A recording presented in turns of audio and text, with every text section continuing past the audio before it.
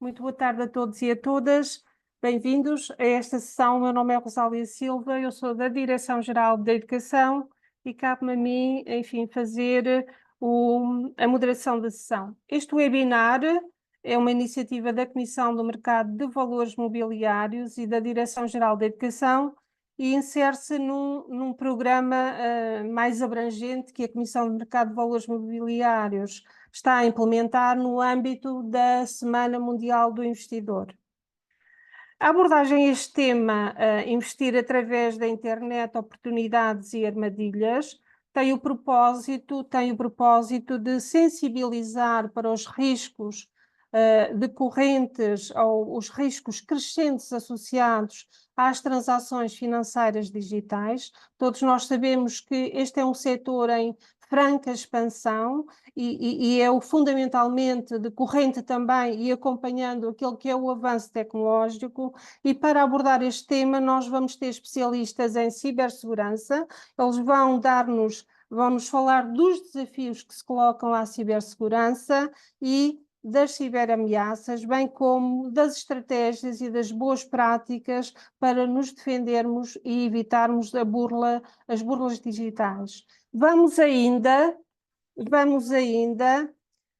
ter uma outra intervenção de um outro orador que nos vai falar, porque estamos a falar de investimento, vai falar-nos da poupança, da importância da poupança e também, porque sabemos todos nós o quanto o investimento é crucial para o crescimento e o desenvolvimento de toda e qualquer economia, e vai falar-nos dos princípios básicos que ajudam a tomar decisões de investimento informadas e adequadas ao perfil de cada investidor, e ainda como proteger o investimento e a fraude. Na abertura nós vamos ter o Diretor-Geral da Educação, o Dr. David Sousa, e o Dr. Juliano Ferreira, administrador da Comissão do Mercado de Valores Mobiliários, e, sem mais demoras, passo a palavra ao Sr. Diretor-Geral da Educação, Dr. David Sousa. Muito boa tarde a todos. Cumprimento todos os presentes, naturalmente. Um cumprimento especial à equipa da CMVM, na pessoa do Dr. Juliano Ferreira. Cumprimento todos os outros colegas também que irão hoje aqui participar e dar aqui o seu contributo. E só rapidamente, enfim, dar aqui umas breves palavras, no fundo, para enquadrar aqui esta sessão, agradecer naturalmente a presença de todos, numa temática e numa ação de matemática que é muito importante, sobre o investimento através da internet, sobre oportunidades e armadilhas. É realmente um tema muito atual.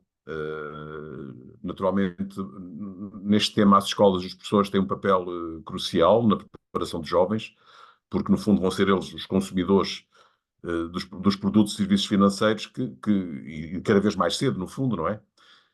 Portanto, as tecnologias, o digital, naturalmente expõem-nos a uma diversidade de riscos e por isso, eu diria que urge capacitar os jovens, e é isso que, no fundo, que move aqui a Direção-Geral da Educação, é esta preocupação em capacitar os jovens para que possam tomar decisões que sejam informadas sobre um conjunto de serviços, de produtos, no âmbito financeiro e digital que o mercado disponibiliza e que é essencial realmente contribuir para que estas pessoas sejam cada vez mais resistentes a este conjunto e a esta sistemática tentativa de fraude online que nos abordam, os ataques da cibersegurança e, no fundo, sermos mais conscientes para comportamentos que sejam comportamentos seguros no acesso a estes produtos e a serviços financeiros. Como eu dizia há pouco, os jovens estão expostos ao mercado financeiro, que continua a evoluir e continua a inovar. Os produtos financeiros são cada vez mais complexos, mais sofisticados, mais diversificados, de alguma forma, não é? Portanto, por outro lado, este surgimento sistemático de tecnologias e ferramentas digitais que tornam mais fácil o acesso a estes produtos e serviços, portanto, este tem que ser acompanhado de um movimento que capacite, que de alguma forma promova uma literacia nos jovens, mas também nos menos jovens, para que se possam tomar decisões informadas no fundo, tentar evitar o ser apanhado nestas fraudes que diariamente nos batem à porta. Portanto, eu diria que é necessário, é urgente preparar e responsabilizar os jovens e por isso temos que trabalhar com os professores, naturalmente, para que eles tenham estes comportamentos adequados, que trabalhem uma cidadania financeira de alguma forma comprometida com uma desejada estabilidade do sistema financeiro enquanto bem comum. Todos sabemos o que aconteceu aqui há uns anos, não é? Com aquilo que foi o descalabro do sistema financeiro internacional. Nós trabalhamos a literacia financeira no âmbito da cidadania e desenvolvimento, de uma forma transversal às diversas áreas curriculares, e o Ministério da Educação, Ciência e Inovação, em colaboração com supervisores financeiros, tem desde há muito tempo, já há alguns anos, há mais de 10 anos, desenvolvido uma diversidade de iniciativas de educação financeira no apoio à capacitação dos docentes, das crianças e dos jovens em idade escolar. A concepção do referencial para a educação financeira, a formação dos docentes e a elaboração de materiais para todos os níveis e ciclos e níveis de ensino, portanto, tem de alguma forma corporizado este trabalho que temos vindo a fazer. Portugal está alinhado, como a gente sabe, com as melhores práticas e recomendações que emanam de organismos europeus, da OCDE, da União Europeia, da Comissão Europeia, do Conselho Europeu. Aderimos em 2018 ao módulo do PISA sobre literacia financeira. Em 2023 ajudámos a elaboração do referencial de competências financeiras para jovens e crianças da Comissão Europeia. Foi um documento elaborado pela Comissão da OCDE e contou realmente com contributos de diferentes organismos de Estados-membros. E Portugal participou precisamente através do Ministério da Educação e dos supervisores financeiros.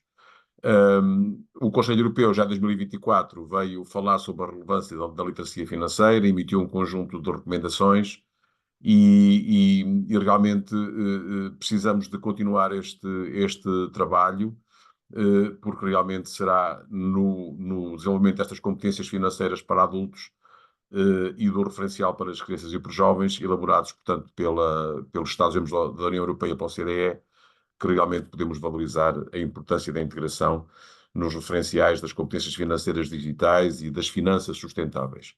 Por último, e para terminar, para vos deixar trabalhar, de referir que iniciativas como esta acrescentam conhecimento e, portanto, é muito importante, e eu quero deixar aqui um agradecimento muito especial à CMVM, porque efetivamente é um parceiro estratégico para a Direção-Geral de Educação. Nós ainda recentemente, aqui foi ontem, estivemos no lançamento precisamente da Semana da Literacia Financeira, creio que não me estou a enganar.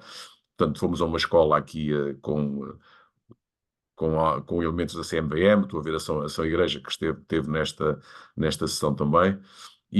Portanto, é realmente interessante ver que o interesse dos alunos, dos jovens neste momento, pelas questões da literacia financeira são absolutamente presentes. Nós nos encontros que fazemos com jovens, salta sempre esta questão da necessidade dos miúdos terem este contacto e este acesso a esta literacia e, portanto, quero agradecer a todos o empenho, a disponibilidade e aos nossos amigos da CMVM, mais uma vez, um abraço a todos e muito obrigado por nos acompanharem neste caminho de ajudarmos os nossos jovens a serem mais capacitados nesta área, que é uma área tão importante. Portanto, bom trabalho, muito obrigado. Muito obrigada, Sr. Diretor-Geral, Doutora Juliane Ferreira, a palavra é sua. Boa tarde, muito obrigado. Boa tarde a todos. Sejam muito bem-vindos a esta sessão. Começo por cumprimentar a Direção-Geral da Educação, parceiro da CMVM no âmbito do Plano Nacional de Formação Financeira, na pessoa do seu Diretor-Geral, Dr. David Sousa, a quem, em particular, endereço os meus cumprimentos. A relação entre a CMVM e a DGE estende-se também à Semana Mundial do Investidor, que hoje nos traz aqui, e onde a DGE participa desde 2018.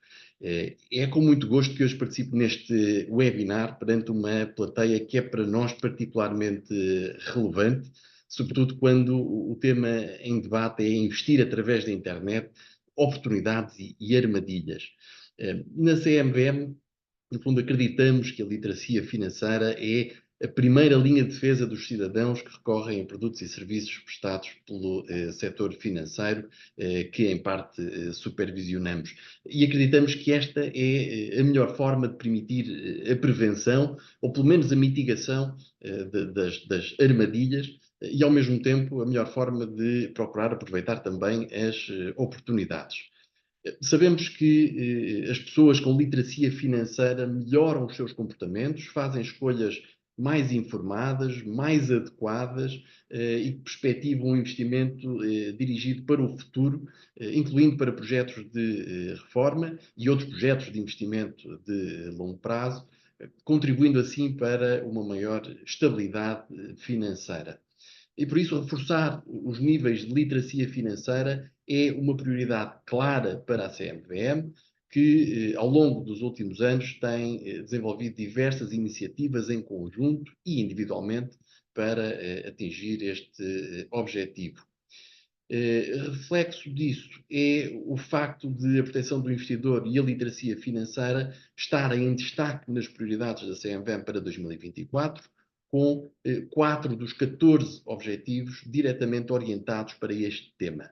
É o caso dos objetivos de promover a divulgação de informação de forma simples e clara, isto é um aspecto para nós absolutamente essencial, dinamizar os conteúdos do portal do investidor, disponível online no site da CMVM, reforçar a proteção do investidor, e isto é transversal a tudo o que a CMVM faz, e, por fim, como corolário, melhorar os níveis, precisamente, de literacia financeira. Dentro destes objetivos, vários ou várias têm sido as iniciativas, as linhas de atuação que temos procurado desenvolver. É o caso também desta Semana Mundial do Investidor, que é uma iniciativa global promovida pela IOSCO com o objetivo de alertar para a importância da educação financeira e da proteção do investidor, sendo esta uma semana à qual a CMVM se associa desde o início e que completa em 24 a sua 8ª edição. Até esta sexta-feira, a CMVM e os seus 12 parceiros vão desenvolver mais 30 iniciativas que abordam diversos temas, como os princípios base do investimento, a digitalização dos serviços financeiros e o financiamento da inovação empresarial, muitas delas dirigidas aos jovens em idade escolar. Mas permitam-me que destaque uma iniciativa, não apenas pelo facto de ter assinalado o arranque da Semana Mundial do Investidor de 24 e por ser uma novidade da edição deste ano, mas sobretudo pela adesão muito significativa que já granjeou e que foi também aqui já mencionada. A hora da literacia financeira nas escolas decorreu ontem às 11 horas, contou com uma adesão de mais de 400 turmas do ensino secundário em mais de 250 escolas em todo o país. Esta ação, desenvolvida, mais uma vez, em conjunto pela CMVM e pela DGE, que contou com o apoio de todos os parceiros da Semana Mundial do Investidor, teve como grande objetivo sensibilizar os jovens para a importância da literacia financeira. Nesta sessão, que ocorreu, como disse, simultaneamente em todas as escolas participantes, os alunos puderam abordar diversos temas de literacia financeira através da realização de um questionário de conhecimentos que tem até o momento mais de 5.500 respostas e que foi seguido de um debate. Além destes números, que naturalmente nos deixam muito satisfeitos, gostaria de destacar a receptividade que obtivemos junto dos professores e das escolas. Foram vários os docentes que nos contactaram a pedir informação adicional sobre a iniciativa, a questionar a possibilidade de realizar a ação noutro dia, noutro horário, e até com turmas de outras faixas etárias. Portanto, um reflexo da importância que este tema tem vindo a assumir de forma crescente junto das escolas e também dos alunos. Aquilo que pretendemos transmitir nesta iniciativa e nas demais ações desenvolvidas é, sublinho, que acreditamos que o tratamento justo dos investidores passa também pela sua capacitação para a tomada de decisões financeiras informadas, conhecedoras e conscientes. E quanto mais cedo houver essa consciência, de facto, maiores serão os frutos que poderemos colher no futuro. É precisamente para continuar a chegar a um público mais jovem, com presença nas redes sociais, que no ano passado, em maio, quando assinalámos o nosso aniversário, lançamos a nossa página de Instagram onde, com diferentes rúbricas, como o Pergunte ao Especialista, descodificamos temas complexos como a cobertura de risco, o hedging, a blockchain, as obrigações verdes, ou mesmo que tipo de fundos de investimento existem em Portugal. E também no ano passado lançamos o nosso podcast, um formato que tem conquistado uma grande expressão em Portugal nos últimos anos. O nosso tem um título sugestivo para bom entendedor, onde recorremos aos colaboradores e ao conhecimento que os colaboradores da CMVM têm para procurar tornar simples e claros temas relacionados com o âmbito de atuação da CMVM, que nem sempre são simples e claros se abordados à primeira vista e sem ser com tratamento de quem tenha, de facto, o conhecimento de causa. Não posso ainda deixar de mencionar, sem me querer alongar muito, mas que estes conteúdos e informação podem ser encontrados no portal do investidor, também lançado por nós no ano passado, um canal que privilegiamos para comunicar com o investidor não profissional através da divulgação de conteúdos e mensagens desenvolvidas, mais uma vez, com linguagem simples, clara, focada e que tem por propósito serem uma efetiva ajuda e um efetivo apoio para o investidor. E reflexo disso mesmo foi a publicação ontem do Guia do Investidor, dirigido a investidores não profissionais, a potenciais investidores, com, mais uma vez, o foco de abordar temas atuais e, em última análise, auxiliar decisões de investimento. A CMVM desenvolve também ações formativas, como seja a formação de professores em colaboração com a DGE e que já envolveu em várias edições centenas de professores de todo o país e das regiões autónomas. Esta formação insere-se nos trabalhos desenvolvidos pelo Plano Nacional de Formação Financeira, projeto criado pelo Conselho Nacional de Supervisores Financeiros em 2011 e do qual a CMVM é membro fundador, juntamente com o Banco de Portugal e com a Autoridade de Supervisão de Seguros e Fundos de Pensões, e ao qual se associaram mais 37 entidades parceiras representantes dos vários quadrantes da sociedade civil. Aproveito para convidar todos os presentes a visitarem o portal do investidor e o portal Todos Contam, onde poderão encontrar informação, conteúdos, publicações, ferramentas de apoio à gestão das finanças pessoais, bem como a aprofundar os vossos conhecimentos fazendo formação através do portal de e-learning. Uma última nota, agora sim, para abordar a temática escolhida para a sessão de hoje, que se enquadra no tema deste ano da Semana Mundial do Investidor. Os jovens e o setor financeiro, oportunidades e desafios. Considerando a cada vez maior exposição dos jovens à oferta de produtos e serviços financeiros através de canais digitais, uma situação que contribui para a democratização do investimento, mas também para uma maior exposição a riscos.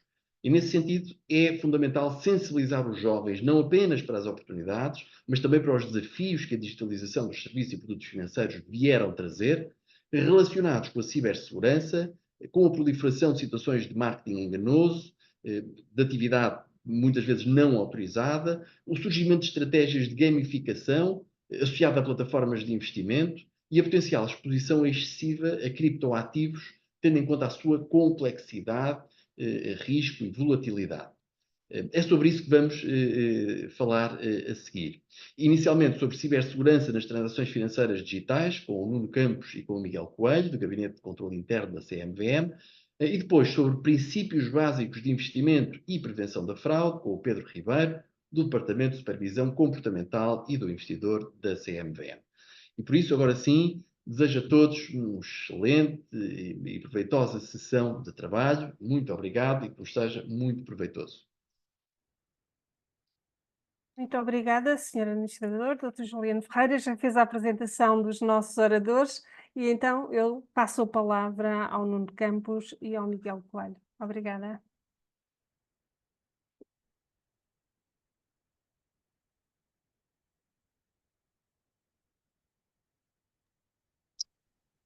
Obrigado, Dália. Antes de mais, queria agradecer à Direção-Geral da Educação pelo convite para abordarmos estes temas associados à cibersegurança. É sempre um gosto falar sobre estes temas. Deixem-me antes apresentar aqui quem vai participar neste webinar relativamente à cibersegurança. A equipa de cibersegurança é composta pelo Miguel Coelho e Nuno Campos. Esta a equipa de cibersegurança é a parte central do SOC. E o que é isto do SOC? O SOC é o Centro de Operações de Segurança. Dentro deste Centro de Operações nós temos diversas funções e há aqui a evidenciar os dois pilares. É a equipa responsável por monitorizar e analisar a integridade dos sistemas da CMVM em tempo real. E também uma coisa muito importante é nós fazemos resposta a incidentes.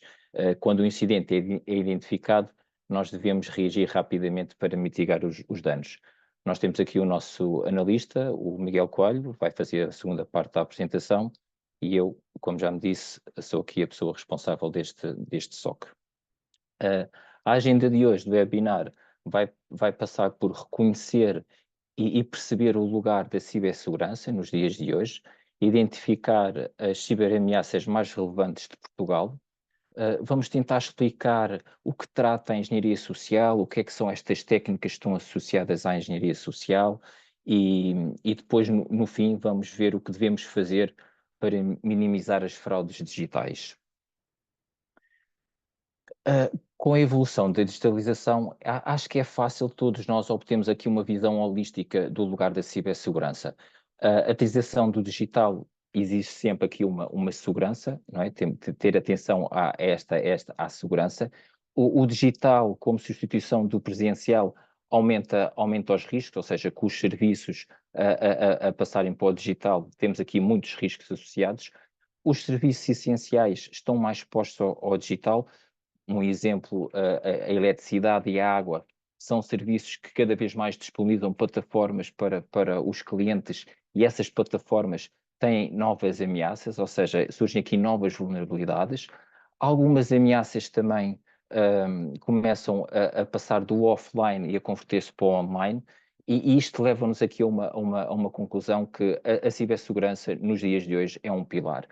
E sendo um pilar, nós temos que naturalizar a cibersegurança não como um problema que devemos resolver, mas como um risco que devemos gerir. E também podemos estar atentos relativamente à regulamentação. Nos últimos 10 anos saíram muito da regulamentação. Agora estamos na fase de atualizar outros regulamentos europeus, como novas diretrizes do DORA e da NIS2, mas ficamos com a ideia que a cibersegurança é presente e está para ficar. Gostava aqui de partilhar o relatório de riscos e conflitos de 2024. A nossa fonte é o CNCS. O CNCS é o Centro Nacional de Cibersegurança, é a entidade responsável por garantir a segurança do ciberespaço em Portugal. Eles têm várias funções. Uma delas é promoverem as boas práticas da cibersegurança em organizações públicas e privadas. E também, como há pouco referi, é a entidade que faz a prevenção e resposta a incidentes de cibersegurança, tanto a nível de empresas como a nível pessoal. Se nós pessoalmente sofremos uma fraude, podemos ir ao site do CNCS e reportar essa fraude e eles vão nos ajudar. Neste relatório estão aqui identificados os top 5, as top 5 ameaças, é o ransomware, a engenharia social, as burlas online, o comprometimento de contas e o phishing e o smishing. Neste webinar, mais à frente, nós vamos falar um pouco sobre isto tudo e o que é que devemos estar atentos. Inicialmente, queríamos passar aqui o conceito o que é engenharia social, não é? Nós podemos começar pelo ato de manipulação de pessoas, ou seja, a forma como nós vamos manipular alguém para depois, de certa forma, obter aqui uma confiança e depois dessa confiança obter informação, e essa informação vai fazer com que eu à frente consiga alcançar um objetivo que é a fraude, ou seja, estes agentes maliciosos, este estrangeirismo que no dia a dia nós ouvimos, os hackers, não é? O objetivo sempre no final é como temos aqui algum benefício, neste caso desses agentes maliciosos. Eu gostaria de partilhar aqui, relativamente à engenharia social, existe aqui duas cadeias específicas de ataques. Uma delas é o ataque dirigido à pessoa. Isto por norma, como é que acontece? Existe sempre um estudo, previamente, que é a recolha de informação todas estas passos aqui faz parte de um processo de como estes ataques são feitos. Então, primeiro, inicialmente, nós temos a recolha de informação, vamos a uma rede social, fazemos aqui uma investigação, percebemos quais são os comportamentos das pessoas, consumimos e tirar alguma informação. E essa informação vamos fazer o quê? Vamos criar aqui um pretexto, ou seja, vamos simular algo. Existe vários, por exemplo, uma das coisas que nós podemos é simular, por exemplo, que um superior hierárquico peça algo urgente a um funcionário. E como é que isso acontece? Através destas técnicas. Estes vetores de ataque são as técnicas, é o phishing, o vishing, o smishing e o malware. Estas técnicas, o Miguel Coelho à frente vai explicar o que é cada uma delas e o que é que nós devemos estar atentos. Depois é consumado o ataque, certo? Ou seja, é feito o ataque e depois tem o benefício para o agente malicioso, ou seja, o que acontece é que ele consegue fazer transferências bancárias, dados pessoais, obter informação sensível. O mesmo se passa relativamente aqui ao ataque dirigido às marcas simuladas, ou seja, às entidades. Por exemplo, a recolha de informação já é feita de outra forma. Eu posso, por exemplo, receber um e-mail de phishing e, por acaso, ter uma verificação de funcionamento normal de um e-mail, ou simular um suporte técnico e ir buscar essa informação. Depois dessa informação, lá está, é criado o tal pretexto, não é? Vamos ver o que é que desta informação que nós conseguimos, o que é que vamos tentar ir buscar mais informação e depois, novamente, as mesmas as técnicas. Se repararem, as técnicas por norma, são sempre as mesmas. Agora, com a evolução da tecnologia, o que acontece é que elas estão mais refinadas, estão mais bem feitas e cada vez mais nos dias que passam é difícil nós identificarmos. Depois, efetivamente, é feito o ataque, ou seja, existe a manipulação e o tal benefício novamente, ou seja, as transferências bancárias, os dados pessoais e as credenciais de acesso. Eu agora iria passar a palavra ao meu colega Miguel Coelho, que ele vai então explicar um pouco como é que o que é que cada técnica destas é e depois quais são as melhores práticas que nós devemos usar. Força, Miguel.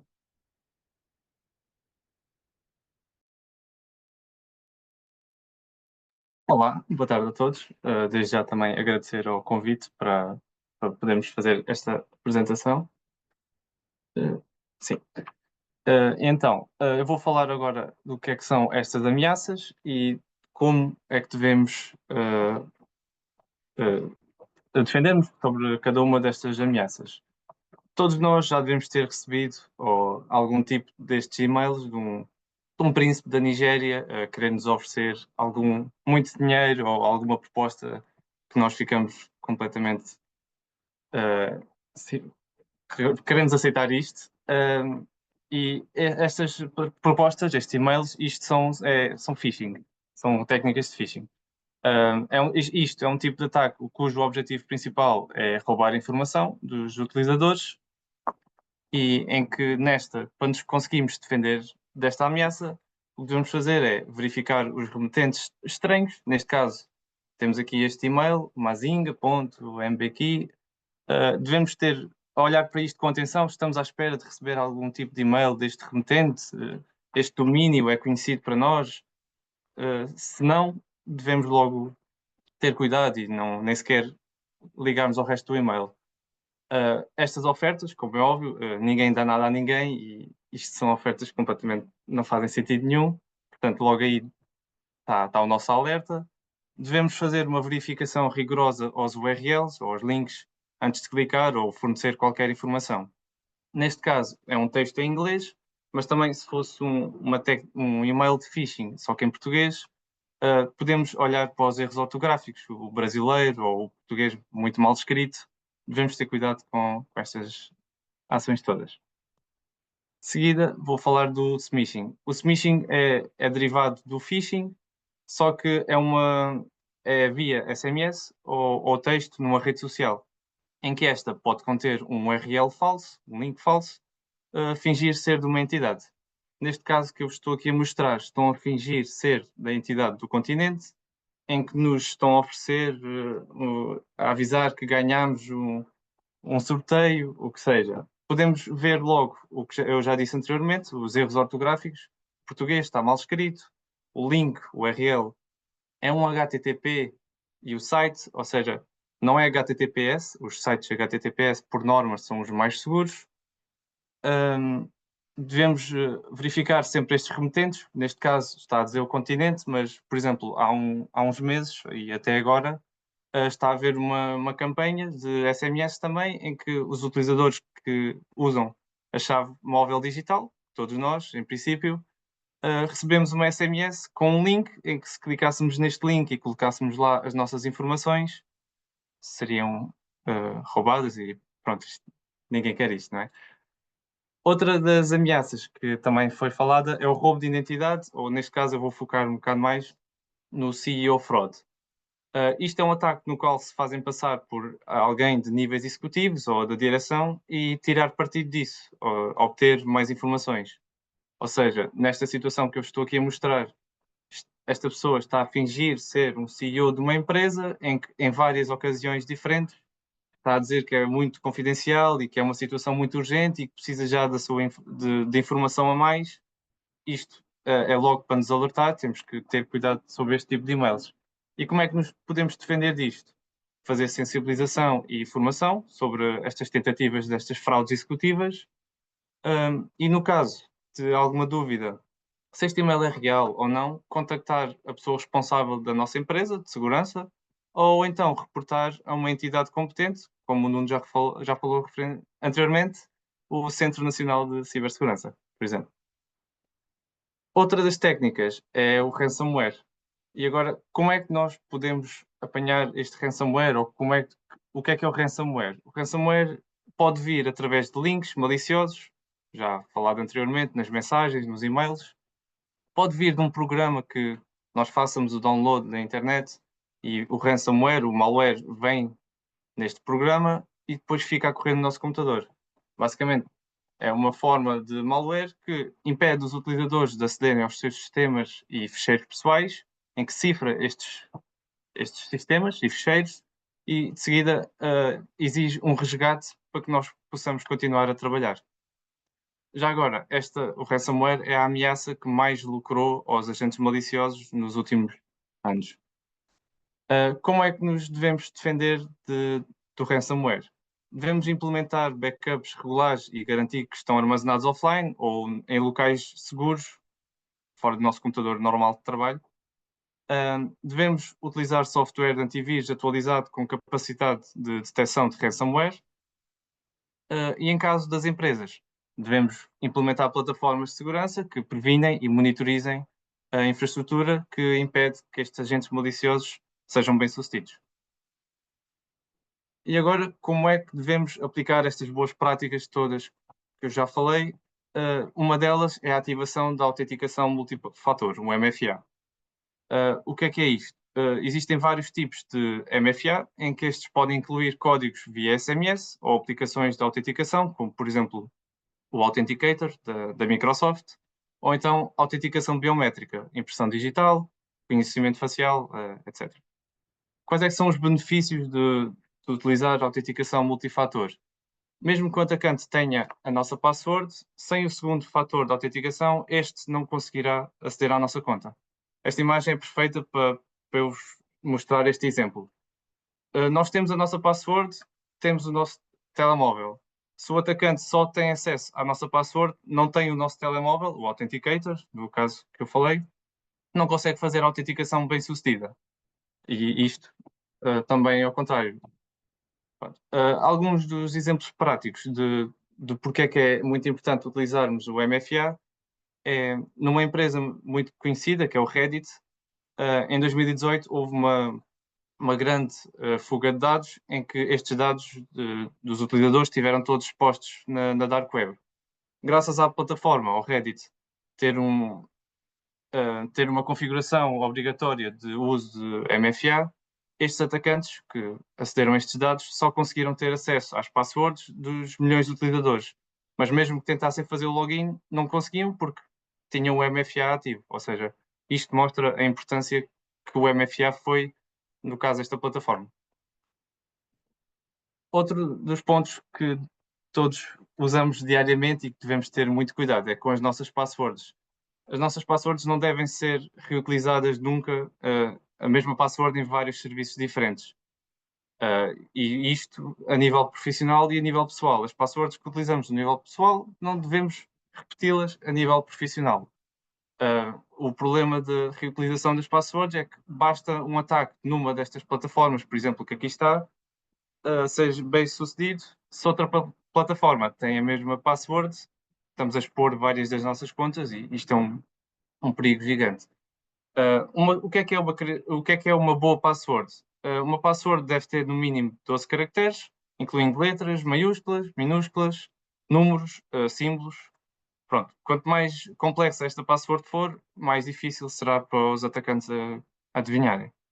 E por último, devemos utilizar gestores de passwords. O que é um gestor de passwords? É uma aplicação que gera as nossas passwords, onde adicionamos cada password destes todos os serviços que nós temos e elas ficam lá guardadas. Só precisamos de abrir o cofre na altura que tivermos que fazer um login num destes serviços. Ou seja, a única password que temos que decorar é a password do gestor de passwords. As outras todas são todas passwords aleatórias com a complexidade de todas que eu já falei. Pronto, do meu lado é tudo. Muito obrigado a todos. Alguma questão, coloquem no chat ou no Q&A. De seguida, irei passar a palavra ao meu colega Pedro Ribeiro e um bom resto do webinar. Ok, obrigado, Nuno, Miguel. Obrigada, Nuno e Miguel. Então vamos ouvir o Dr. Pedro Ribeiro. Obrigada. Vou só fazer o share, dê-me um segundo.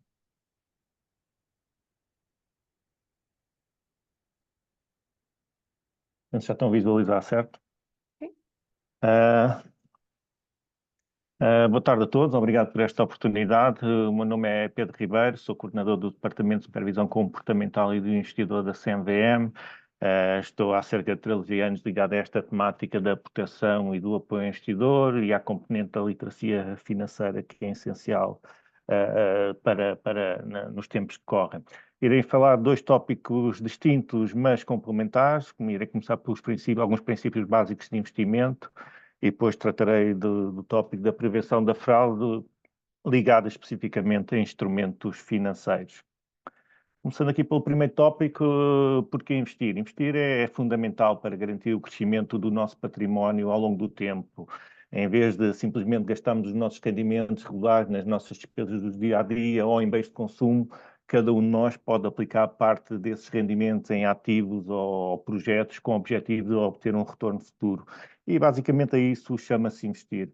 Os retornos obtidos podem ser de natureza diversa e podem ser gerados através da valorização dos ativos que adquirimos, ou então do recebimento regular de dividendos, no caso do investimento em ações, juros, no caso do investimento de obrigações ou depósitos a prazo, ou mesmo de rendas, quando investimos, por exemplo, em património imobiliário. E investir permite atingir três objetivos. Primeiro, permite proteger o nosso dinheiro do efeito da inflação.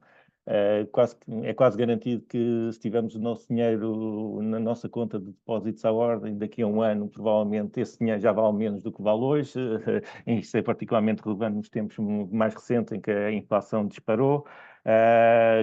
Investir também contribui para a nossa estabilidade financeira e, por outro lado, permite atingir objetivos de longo prazo, como a reforma ou a compra de uma casa.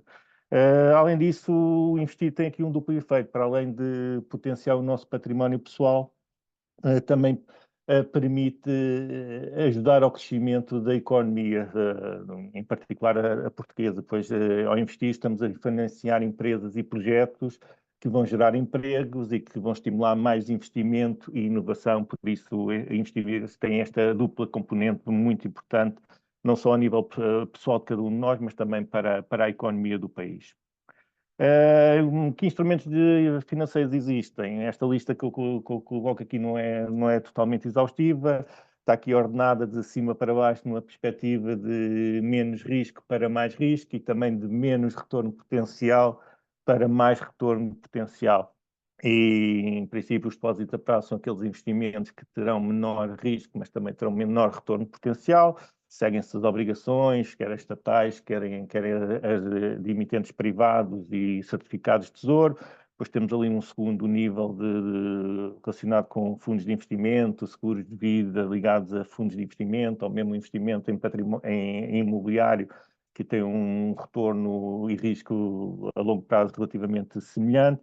E depois temos uma área de instrumentos financeiros com maior risco, mas também com maior retorno potencial, como é o caso das ações, particularmente os produtos financeiros complexos e mais recentemente, se calhar não estou recentemente com isso, já que é um fenómeno que já existe há algum tempo, o fenómeno das criptomoedas que é atualmente aquele instrumento financeiro ou aquele produto que tem mais risco e volatilidade associada. Portanto, e tendo em conta que esta relação entre o retorno e risco é central no mundo dos investimentos. Em geral, quanto maior o risco, o potencial retorno do investimento, maior o risco de perda associada a esse investimento. Por exemplo, investir em ações pode gerar ganhos elevados, mas também há a chance de perder parte do capital investido se a ação desvalorizar e se os dividendos que são pagos por essa ação não compensar a eventual desvalorização do instrumento. Já os produtos mais conservadores, como os depósitos bancários, oferecem, obviamente, um menor risco, mas com retornos mais modestos. Outro ponto importante é a diferença entre o risco percepcionado pelo investidor e o risco real do investimento. Existem muitas situações em que os investidores subestimam ou subestimam o risco de um determinado ativo e isso pode levar a decisões de investimento não adequadas ao seu perfil de risco. Por isso, um aspecto fundamental e que nós gostamos de destacar é que é essencial cada um de nós apostar na nossa literacia financeira para conseguirmos avaliar corretamente os riscos e as características associadas a cada instrumento financeiro. Como eu referi, nesse sentido, é essencial que cada investidor perceba qual é o seu perfil de risco e o seu nível de aversão ao risco. Investidores mais conservadores dão mais importância à preservação do capital e, nesse sentido, também estão dispostos a aceitar retornos menores, enquanto que investidores mais agressivos ou também dinâmicos, como às vezes são designados, estão dispostos a correr mais riscos para obter retornos potenciais mais elevados. Outro fator importante na decisão de investimento é o nosso horizonte temporal, com que horizonte temporal pretendemos investir. Efetivamente, se vamos precisar da nossa poupança para comprar uma casa daqui a 2 anos, não devemos investir em um instrumento cujo período de investimento recomendado seja 5 anos. Portanto, temos que ter essa noção de quando eventualmente vamos precisar do dinheiro e qual é o tempo que estamos dispostos a manter esse investimento. Um último ponto também importante é necessário definir quais são os nossos objetivos de investimento. Se o nosso objetivo é poupar para a reforma e sou novo, posso alocar uma parte mais significativa das minhas poupanças, eventualmente em ativos de maior risco, mas se sei que vou precisar do dinheiro daqui a 6 meses, talvez seja mais adequado investir em fundos no mercado monetário ou em depósitos a prazo, que sei que, em princípio, não vão desvalorizar nesse horizonte temporal. Outro princípio básico associado ao investimento é o conceito de diversificação. A diversificação é uma estratégia essencial para qualquer investidor, sobretudo para os investidores não profissionais, que desejam proteger e maximizar os seus retornos. Diversificar consiste em distribuir o capital entre diferentes tipos de ativos, como ações, obrigações, património imobiliário, fundos de investimento, e em vez de colocarmos, como se costuma dizer, todos os ovos num único tipo de investimento. O principal objetivo da diversificação não é aumentar os retornos, é essencialmente reduzir o risco associado à minha carteira de investimentos.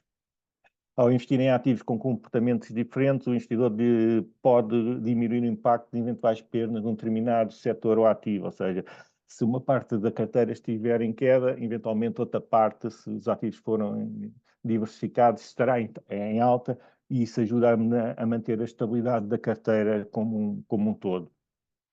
No entanto, é importante que os ativos que compõem a carteira sejam efetivamente descorrelacionados entre si, ou seja, que os seus desempenhos não estejam diretamente ligados, já que só assim é que a diversificação tem algum efeito prático. Eu julgo aqui neste slide, juntei uma tabela de correlações entre dois índices acionistas norte-americanos, um fundo sobre obrigações estatais, um fundo com exposição ao petróleo, um fundo com exposição ao ouro, um fundo com exposição à prata, e vemos aqui que provavelmente não faz muito sentido que no âmbito de uma diversificação de uma carteira, não faz muito sentido investir num índice associado às 500 maiores empresas norte-americanas e ao mesmo tempo estar a investir num fundo associado às 100 maiores empresas tecnológicas americanas, já que a correlação entre elas é bastante próxima de 1. Ou seja, quando um destes investimentos sobe, a tendência é para o outro subir, e quando desce, a tendência é para cair. Mas, se calhar, já faz sentido juntar um investimento num índice, num fundo indexado a ações e juntá-lo com um fundo associado a obrigações, neste caso são estatais, mas eventualmente se fossem de corporate também seria a mesma relação, já que a correlação existente entre estes dois ativos é praticamente nula. E adicionando a isso, podíamos, por exemplo, adicionar à carteira um investimento num ETF associado ao ouro, que também tem uma correlação bastante baixa com o índice, com o instrumento indexado ao mercado acionista, e também tem, apesar de um bocadinho mais alta, também tem uma correlação relativamente baixa com o ETF das obrigações. Portanto, nesse sentido, é importante, que eu queria destacar, é que é importante, nesta diversificação, ter efetivamente ativos que sejam descorrelacionados para quando efetivamente conseguir cumprir aquele objetivo, quando um instrumento possa estar a ter quedas, é compensada pelos outros que estão a subir. Destacar ainda que é importante diversificar, mas também não faz sentido diversificar em excesso, ok? Se calhar não faz sentido comprar 10 ou 20 empresas associadas ao petróleo, porque a tendência será para elas subirem todas ao mesmo tempo ou descerem todas ao mesmo tempo. E se calhar faz mais sentido eventualmente investir num único fundo que esteja associado à evolução do petróleo, porque basicamente iremos obter mais ou menos ao mesmo tipo de rentabilidade, com a agravante ou com a agravante não, com a melhoria de ter custos associados a esse investimento menores. Outro ponto importante é as nossas fontes de informação. O consumo de informação financeira tem crescido de forma bastante rápida, especialmente entre os jovens, o que é bastante positivo. Isto, para muito, certamente tem contribuído o acesso fácil à internet e às redes sociais. E é neste contexto também surgiu um novo fenómeno, que é os chamados FinInfluencers, que são influenciadores que compartilham análise e recomendações sobre investimentos ou finanças pessoais. E estes FinInfluencers têm um contributo positivo, já que ajudam a fomentar a literacia financeira com os seus conteúdos, mas também temos de ter aqui alguns cuidados, já que embora este conteúdo seja útil para estimular o tal conhecimento e literacia financeira, em particular junto dos novos investidores, a forma, muitas vezes, simples como estas informações ou mensagens são apresentadas também podem levar aqui a alguns enviesamentos comportamentais, nomeadamente influenciar decisões de investidores de forma extemporânea e sem que estes façam uma análise um bocadinho mais fundamentada. Por isso é fundamental que o investidor valide sempre a qualidade da informação recebida, evitando tomar decisões baseadas apenas naquilo que vê nas redes sociais ou em fóruns de investimento, como já foi aqui referido o Reddit, por exemplo, ou mesmo em spots publicitários que encontro, porque a informação que normalmente está nesse tipo de contexto é sempre limitada e pode enviesar um bocadinho a nossa decisão de investimento. E é nesse sentido que consideramos que os investidores devem ter aqui alguns cuidados relacionados com este tópico antes de investir. Por um lado, devem consultar sempre as informações oficiais divulgadas pelas próprias empresas ou entidades que emitem os produtos, ler sempre a documentação obrigatória associada a cada produto financeiro, nomeadamente prospectos, ou, por exemplo, no caso dos produtos financeiros mais complexos, existe um documento obrigatório que é o documento de informação fundamental, que tem no máximo 3 páginas, portanto é bastante curto e de fácil leitura e que resume de forma eficaz as principais características associadas a esse instrumento que, pela sua natureza, é mais complexo. E, por fim, se for necessário, deve, assim, eventualmente restarem algumas dúvidas, deve também procurar algum tipo de apoio especializado, nomeadamente junto de consultores para investimento ou eventualmente também junto de intermediários financeiros, que podem oferecer orientações e informação adicional sobre cada produto. Esta abordagem é importante, já que ajuda a tomar decisões de investimento mais informadas e adequadas. Outro aspecto importante na decisão do investidor é os custos associados ao investimento. Efetivamente, os custos de investimento têm um impacto significativo nos retornos e devem ser considerados com atenção. Existem custos à entrada, nomeadamente quando eu compro um instrumento financeiro em bolsa, tenho um custo de corretagem associado. Quando faço uma subscrição de um fundo de investimento, tenho muitas vezes uma comissão de subscrição associada, e também existem custos à saída. Quando eu faço o resgate de um fundo de investimento, por norma, é-me aplicada uma comissão de resgate. Se uma obrigação atinge a maturidade, dependendo do intermediário financeiro, por norma, também está definido uma comissão sobre o reembolso do meu investimento. E ao longo da vida também temos custos com o nosso investimento, nomeadamente quando os investimentos nos pagam rendimentos, dividendos ou juros. Por norma, também existe uma comissão aplicada a esse tipo de rendimentos, e também recorrentemente existe associada ao facto de eu ter o registro junto dos meus produtos financeiros junto do intermediário financeiro. O meu intermediário financeiro também me cobra uma comissão de custódia por manter esses ativos registados nessa conta. Essa comissão pode ser, a periodicidade pode variar muito entre trimestral, semestral, portanto é variada, mas é normalmente cobrada e é um custo que deve ter sido em conta. E depois aquele custo que não é possível fugir, que é a fiscalidade associada aos instrumentos financeiros. Existem alguns impostos, uns sobre os rendimentos, outros sobre as mais-valias, e, portanto, também terá impacto na rendibilidade líquida do nosso investimento. Tenho aqui um exemplo simples relativamente, procura replicar o investimento numa obrigação. Temos aqui um montante investido de 2.500 euros, portanto um valor relativamente baixo, um período de investimento de 5 anos, e esta obrigação pagará uma taxa anual bruta de cerca de 5% ao ano. Vemos aqui que, tendo em conta os impostos que são sobre o rendimento, isto vai gerar, com base no montante investido, iríamos gerar um rendimento de cerca de 625 euros, sendo que uma parte significativa é retida na fonte como imposto sobre o rendimento, e depois as comissões associadas a este investimento também têm um valor não desplicente, o que faz com que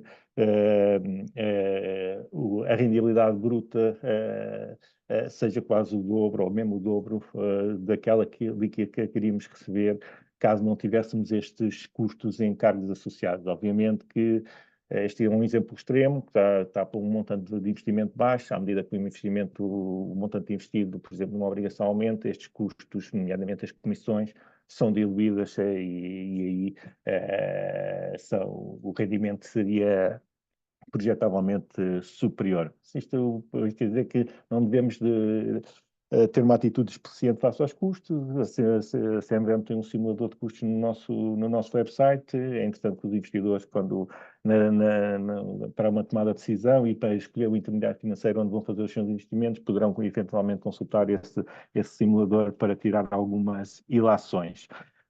Outro conceito importante é que é um investimento a longo prazo, ou seja, a maioria de nós não é especialista em mercados financeiros e provavelmente temos uma profissão que não nos permite seguir frequentemente os mercados, pelo que o investimento a muito curto prazo poderá não ser adequado para a maioria de nós. A solução é efetivamente ter uma perspectiva de investimento a longo prazo. Esse investimento a longo prazo tem um conjunto de vantagens que, na nossa opinião, claramente suplantam eventuais desvantagens que também possam advir desse tipo de investimento, nomeadamente permite gerar crescimento sobre o crescimento, ou seja, há aqui um efeito multiplicador à medida que investimos e vamos receber rendimentos desses investimentos, e reaplicarmos esses rendimentos faz com que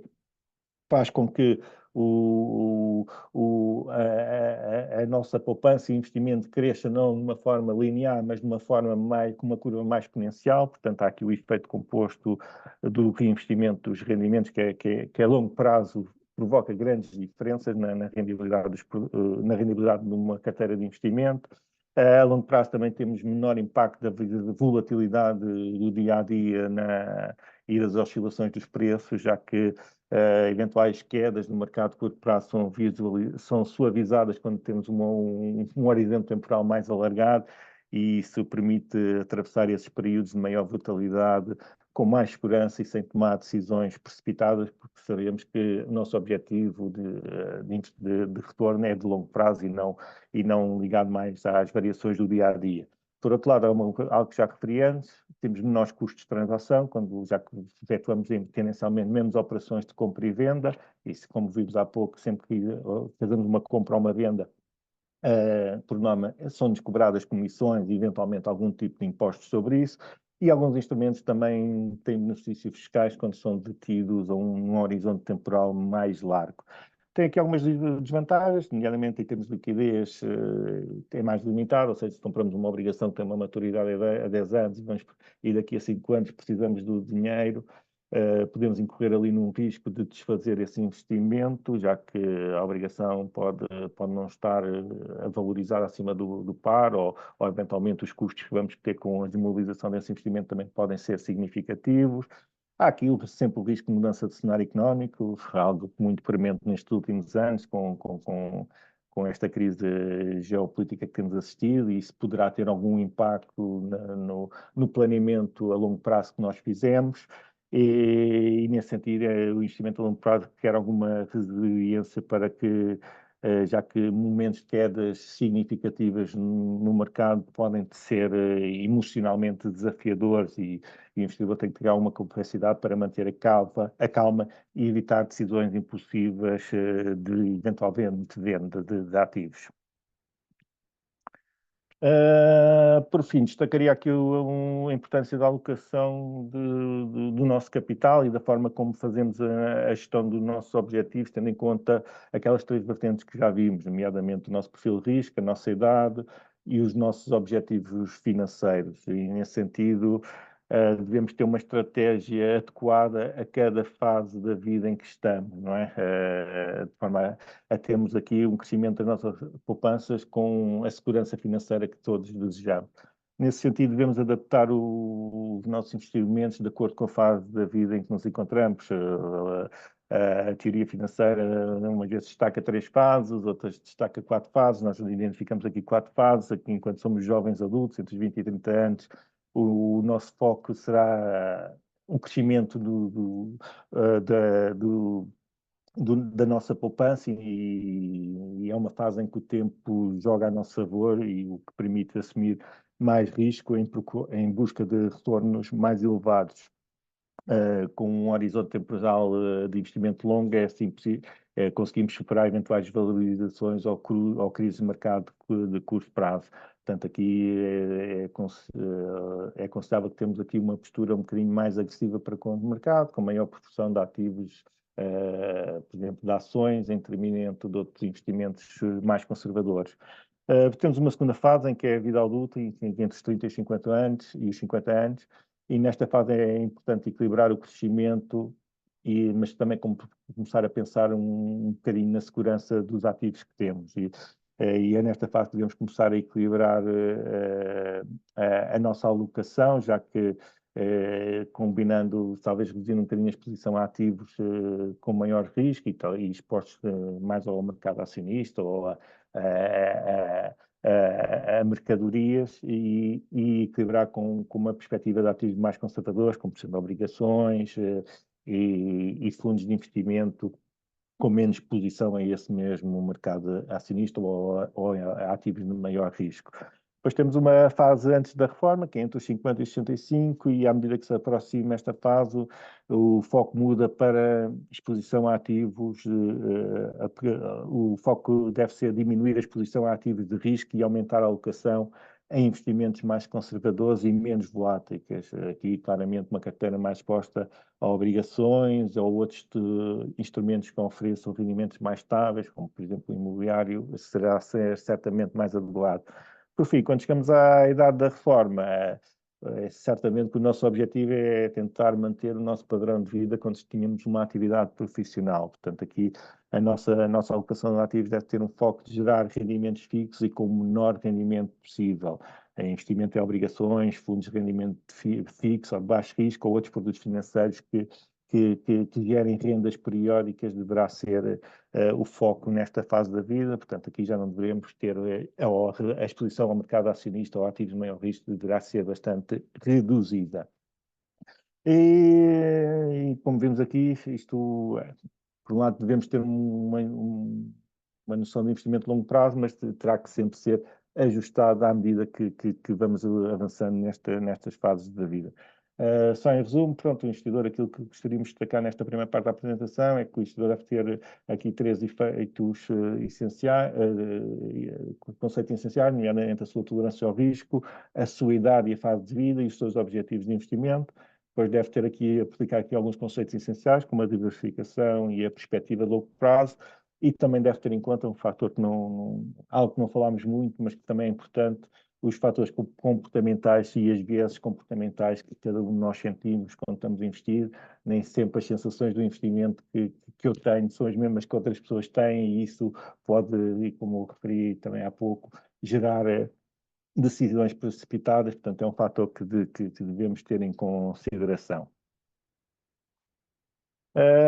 Entrando aqui no tópico da prevenção da fraude e dos instrumentos financeiros, aquilo que eu gostaria de destacar é que, como a crescente digitalização financeira e o uso de tecnologias por parte dos investidores tem facilitado efetivamente o acesso ao mercado e como já disse o Dr. Juliano, contribuído de forma bastante significativa para uma certa democratização do investimento. No entanto, esta digitalização financeira também aumentou os riscos de fraude associados a instrumentos financeiros. Sempre existiram, mas agora parece-nos que é cada vez mais premente esta temática. Atualmente, seja através da internet, e-mails, telefonemas ou redes sociais, temos assistido a técnicas cada vez mais sofisticadas para enganar os investidores. E um dos grandes desafios na luta contra a fraude é o facto de muitas vezes estas fraudes serem geodeslocalizadas, ou seja, muitos destes esquemas têm origem locais fora da jurisdição das autoridades nacionais, o que dificulta a intervenção rápida e eficaz e, como resultado, os investidores defraudados muitas vezes enfrentam grandes obstáculos para serem compensados ou mesmo os responsáveis por essas fraudes serem punidos. Portanto, aqui aquilo que é essencial é o investidor ser cauteloso e ser preventivo face a eventuais propostas de investimento que lhe sejam colocadas. Existem muitos tipos de fraudes associadas a instrumentos financeiros e que pretendem se aproveitar da confiança dos investidores e da facilidade de comunicação digital para enganar esses mesmos investidores. Eu destacaria aqui quatro fraudes mais frequentes, nomeadamente ofertas de produtos de investimento falsos, onde são promovidas produtos de investimento que simplesmente não existem, muitas vezes são associados a notícias falsas ou campanhas enganosas, e cujo objetivo é atrair os investidores com promessa de retornos elevados e rápidos. Em muitos casos também os burlões utilizam identidades falsas ou criam mesmo cópias, por exemplo, de websites de intermediários financeiros legítimos. Esses sites fraudulentos são visualmente muito idênticos aos reais, mas enganando os investidores e levando-os a acreditar que efetivamente estão a lidar com uma entidade confiável ou mesmo regulada, o que não é o caso, não é? Uma outra técnica envolve chamadas telefónicas ou, muito em voga, mensagens através do WhatsApp, que não são solicitadas pelos investidores, onde os ladrões oferecem oportunidades exclusivas de investimento. Essas abordagens tentam persuadir os investidores a agirem rapidamente e sem tempo para investigar adequadamente a veracidade da oferta, que depois conclui que não tem fundamento. Em muitas fraudes, isto é um denominador muito constante nas situações que nos são reportadas à CMVM. Por norma, com estas técnicas que vimos anteriormente, por norma os burlões começam a pedir um depósito inicial relativamente reduzido, 250 euros, e depois vão solicitando cada vez pagamentos adicionais e mais avultados, ou no limite dizer que para receberem todos os lucros que entretanto acumularam, lucros falsos obviamente, precisam ainda de pagar um imposto e têm que depositar dinheiro adicional. Quando o dinheiro é transferido e já não há qualquer perspectiva dos burlões conseguirem obter mais fundos, normalmente os burlões desaparecem e o investimento prometido nunca se chega a materializar. Portanto, teria estas 3 situações que são bastante correntes. Trago aqui também 4 exemplos com que nos separámos, podíamos trazer mais. Por exemplo, aqui neste primeiro exemplo da esquerda temos quase a réplica do site do Jornal O Público, em que há uma notícia falsa, em que supostamente uma cara conhecida do público, Manuel Luís Bocha, teria investido em criptomoedas e teria ganho um volume, um montante avultado, teria registrado um montante elevado de lucros, como é óbvio, tratava-se de uma notícia falsa. Um segundo exemplo que trouxemos aqui é o aproveitamento de algumas empresas de referência nacionais. Esta é houve outros casos em que a mensagem que está aqui, se os investidores tiverem um bocadinho as preocupações que vamos falar a seguir, rapidamente chegariam à conclusão que isto não faria sentido. Ou seja, aqui, por um investimento de apenas 250 euros, conseguiríamos receber rendimentos mensais de 3.000 euros, ou seja, multiplicávamos por 12 no mês o investimento que tínhamos feito. Como é óbvio, era uma proposta completamente irrealista e que nos deveria chamar a atenção. Recentemente temos aqui também algumas situações e para as quais já alertámos dos investidores também nos nossos websites, é o facto de agora estamos a assistir a uma tendência para dar alguma credibilidade a estas fraudes, fazerem a utilização indevida da imagem da CMVM. Aqui no topo superior direito está uma notícia falsa em que a CMVM tinha lançado um departamento de recuperação cibernética que conseguia recuperar montantes investidos em burlas com uma taxa de sucesso de cerca de 97%, que é obviamente falso. E agora também tivemos conhecimento de que estão a começar a aparecer vários grupos do WhatsApp a utilizar a imagem da CMVM. Muito rapidamente... Doutor Pedro, eu vou justamente apelar à sua capacidade de síntese. Sim, estou mesmo a treinar. Obrigada. Peço desculpa por estar-me a alongar. Destacava aqui alguns sinais de alerta de fraude, pedidos de decisão imediata, sem capacidade para o investidor refletir sobre a proposta. Aquilo que já falámos outra vez, quando a proposta nos parece demasiado boa, é um sinal de alerta. Investimentos que são apresentados sem qualquer tipo de risco é também claramente um sinal de alerta. Qualquer investimento tem risco associado, isso não se consegue fugir a isso. O facto de, se não encontrarmos a referência à entidade que nos está a propor o serviço no website da CMVM, também é um sinal de alerta. Quando nos pedem para os tais depósitos antecipados ou pagamentos, ou os depósitos iniciais ou eventualmente pagamentos antecipados, também por norma é um sinal que nos deve levar a refletir. Erros ortográficos já foram falados pelos meus colegas na apresentação da cibersegurança, ou eventualmente também logos de marcas um bocadinho alterados ou descontextualizados, também são alguns sinais de alertas. E, por fim, como nos podemos proteger? Por um lado, não fazer transferências de dinheiro sem primeiro verificar a credibilidade da informação. Se o dinheiro vai para o outro lado, como referia, é muito difícil depois conseguir-se recuperar esse dinheiro, mesmo com a investigação associada a essa burla. Não devemos dar demasiada informação, nem transmitir os nossos dados pessoais sem saber efetivamente que se trata de uma entidade fidedigna.